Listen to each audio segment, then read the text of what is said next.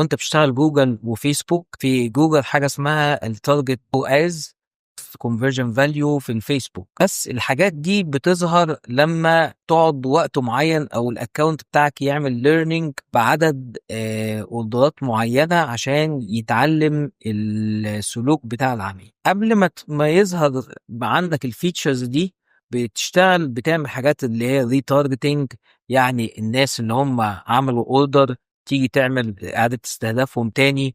الناس اللي هم حطوا الاوردرات عملوا اد تو كارت وحطوا منتجات معينه في الكارت، تعمل ريتارجتنج ليهم باوفر. بالاوفلاين باسم كامبينز زي الاس ام اس كامبينز والواتساب كامبينز، تبعت اس ام اس كامبين للعملاء اللي هم اشتروا منك المنتجات باوفر، او تبعت لهم رسائل على الواتساب. كمان افتر سيلز بيعلي الار او اي بتاعك من الحاجات اللي هي الاوفلاين، اللي انت تاخد فيدباك وتكلم العميل بعد اسبوع او اسبوعين. ريتيرن اللي انت تظهر سياسه الارجاع بتاعتك وتبقى سهله، اللي هو اللي انت تعمل ريتيرن فري لو الاوردر فيه حاجه بدون اداء اي سبب. دي برضه بتخلي الار او اي بتاعك بيعلى.